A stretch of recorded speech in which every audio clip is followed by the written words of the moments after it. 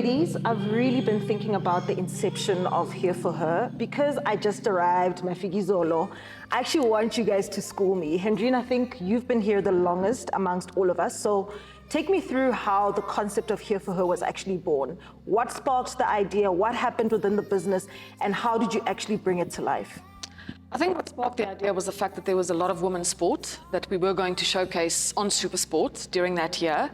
And then one of the biggest events was, of course, the Netball World Cup that was going to take place on home soil. So the idea was that we actually try and bring that production to life with an all-female crew. But it ended up being a massive production because we needed almost 150 women. And to start off with, we didn't have enough people. So we had to go through a whole training process to get to that. And to be honest, Ria was part of it as well. Originally, I think as women, we thought like, how on earth are we going to do this? You know, we literally didn't know how to do it.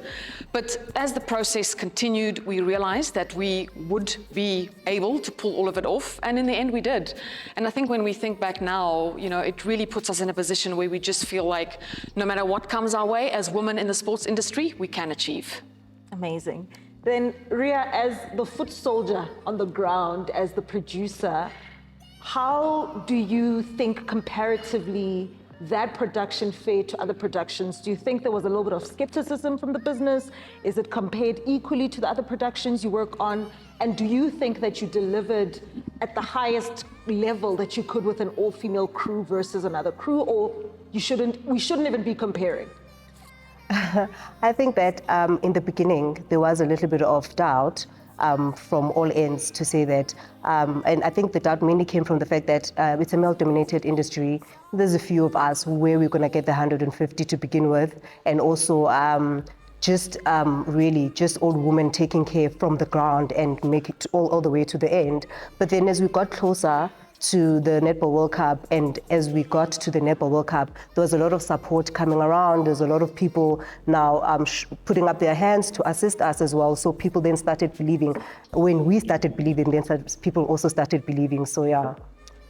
And then Sisbon, multi-choice has been integral in shaping Here For Her and making sure that it actually pulsates and it lives throughout the organization. Tell me a little bit about how your role has been influential in that process. Yes, Kane.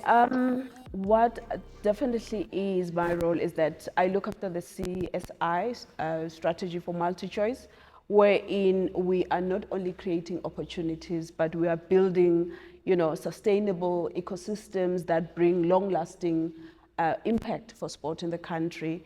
We are in the business of developing talent, building infrastructure, and and for us, including women, it's what we are proud of, because one case in study is the flagship project called the DSTV Schools Netball Challenge. This, on its 5th year, it has actually grown in leaps. We started with only 1,000 schools, so you can imagine few women and few girl children are participating in sport. But to date, in the 2 weeks that we come from, we have seen a participation of 3,700 schools. That equates to 37,000 learners across the country. And that pride, we are proud of that because it is actually a beacon of opportunity, breaking equity, and bringing hope and killing all the barriers wherein sport was viewed as male-dominated. Our young girls are participating and being, watched because MultiChoice and SuperSport are broadcasting these events.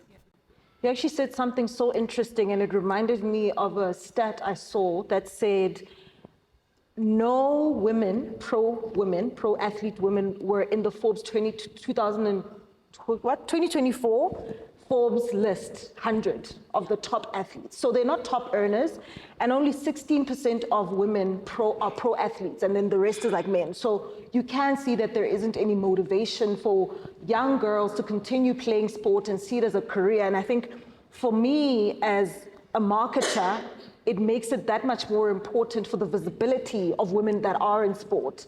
if more women are visible, more women are represented within sport, more women are seen to be successful, then more people will see it as a lucrative career for women. And I think that's important. Yeah, no, I agree with you 100%.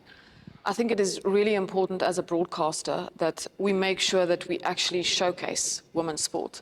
Because we can talk about it all we want, but unless we actually give those athletes a platform where other people can see them and they can become role models, it's really difficult for them. And I think if we do that, then we also play a role in getting sponsors on board, which means that these athletes would actually get money in. And I think, you know, we've already moved a long way from a lot of the sport where women compete has moved from semi-professional to professional. I know there's a lot more we can do, but if I look at it over the last few years, we certainly have made some strides. Talking about visibility, we are launching an all-female 24-hour channel with the, what's it called? Not sure. All-Women Sports Network. What does that mean for you? For someone who's worked in sports for so long, to have a channel that is dedicated to just female sport for 24 hours. How do you feel like that is going to shift the industry, shift the careers of athletes, female athletes within our country? Yeah, look, it goes back to what I just said. I think if we give women's sport the platform, then so much can come from that. Corporates will come on board, you know, because at the end of the day, it is about visibility nowadays, whether it's on a digital platform and whether it's on a linear platform. Yeah. That's one of the most important things, I think, for all athletes. If you look at what it's done for football, the Euros, Women's World Cup, we can only grow from here. Yeah. I want us to switch gears a little bit. And I want to talk to you about, I know, Rhea, you're a mom. And I'm not a mom. Are you a mom? I am. You're not a mom. We're not moms, right? And I've always watched other moms try to make it within the corporate space. And I just want to hear from your perspective how you think corporates can better support mothers within this industry, because you're shooting late nights, and even if you have a partner or a supportive husband, you are still the primary caregiver. And everyone knows that women are the child rearers. So how do you think the industry can support you better in trying to climb the corporate ladder, but still trying to be a present mom for your children? I think it's such a difficult question, mainly because you're going into an industry knowing what are the expectations from that industry, right? So you also don't want to be a mom who is trying to be cushioned. So I think that's why I'm saying it's a difficult question. However, I believe just that having people in Exco who understand, who are mothers, that's it, Kani. If there's someone there who is that, then I feel like it will infiltrate down so much better, because then there's a relatability of what are the dynamics, and that's just it for me. Yes, I think for me, building up from what Rhea is saying, if there is that seat for us, you know, on the table where issues of women are discussed, it makes sense.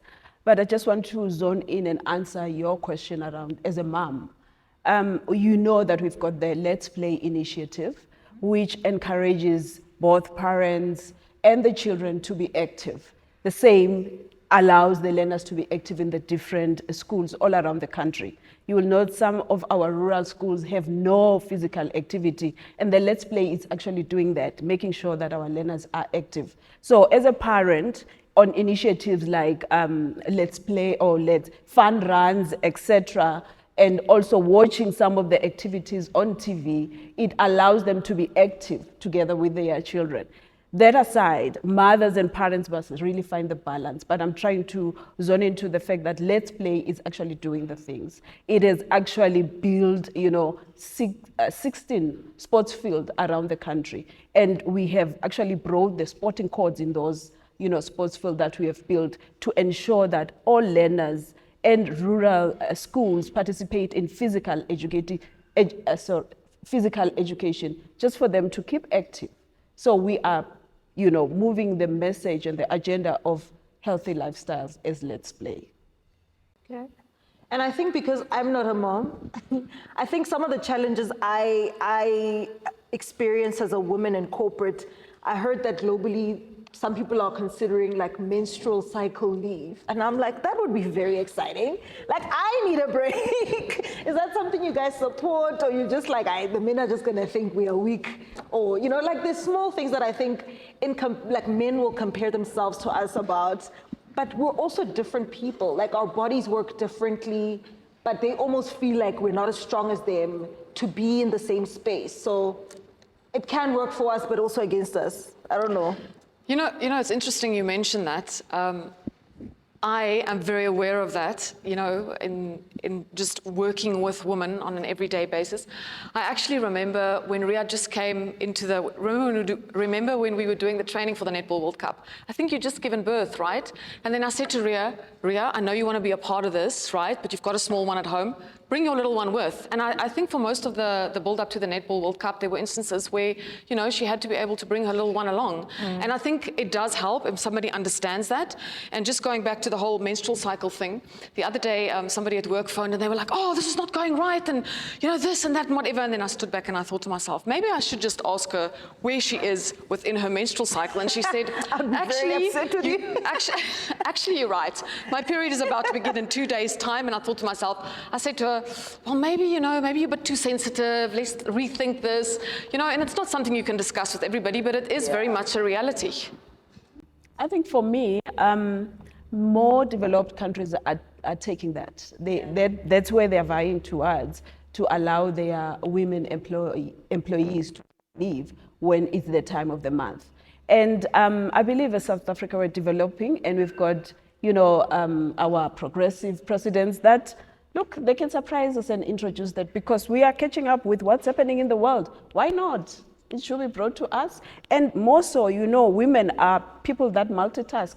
We can even multitask. While we're on our periods, we could just deliver the right reports at the right time, and business goes ahead. So looking into the near future, I want to hear from every one of you what excites you the most when it comes to Here for Her. What are you looking forward to? What changes do you hope get implemented?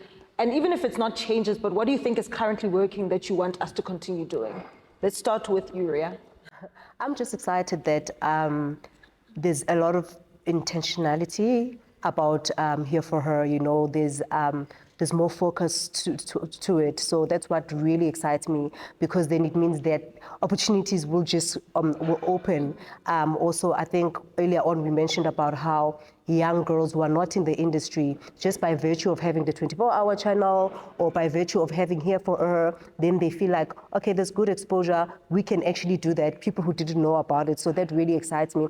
And what I'm excited about for the future is, I mean, I can't wait for us to sit back one day, watch this and be like, oh my gosh, it's so natural now, Here for Her. It's not, yes, it's so natural. It's not being overthink to say, we need to do something around women. We need, everyone is plugging into it. It's not only women plugging into it. That's what I'm more excited, looking forward to. And yes? I think for me, I think we've been advocating for female representation in the sports fraternity. Here for Her is the right answer for us. I mean, the all-female crew is what we have been looking forward to. And it's not even the fact that we are leveraging it now in August. These women have been active all along. Yeah. So the future is bright for women's sport. And also maybe emphasis to the future girl child that's going to participate. You can go for what you want. Practice that sport, whatever it is, boxing or soccer. The world is your oyster. You can achieve your dream. That's all I can. Love it. Andrew? I think specifically in a corporate environment, I would like people to almost adapt Here for Her as a KPI. I think it needs to be something that becomes natural. When you put a production together, or when you look at employing somebody, you need to make sure that there's representation. But as Ria said, again, it needs to be natural. You shouldn't be thinking about it. And then when it comes to the playing fields for those people that are participating, I wish that at some point we don't talk about a woman or a man competing in a sporting code. It must just be they are competing. Yes. And the playing fields must be level. Yeah, I agree. And I think from my perspective, with the all-women sports network on channel 244. Got it right. On channel 244. that excites me because I think for the first time, I, as a marketer, will be able to build and hero build these athletes. They'll get the same visibility that men have enjoyed for so long. We'll be able to shift dated ideology about female athletes. We'll be able to change the narrative for them and us to actually be able to celebrate the athleticism beyond just being a woman. And you're right, I hope we get to a point where it's not just woman, man, because also then there's gender neutrality.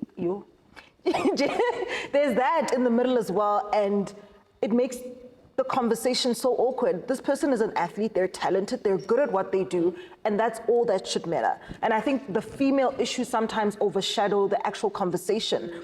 You are breastfeeding at the Olympics, and then that eclipses all of your athleticism. So that is what I'm looking for. But thank you so much for the chat, ladies. I've really, really enjoyed it. Thank you. Here for her.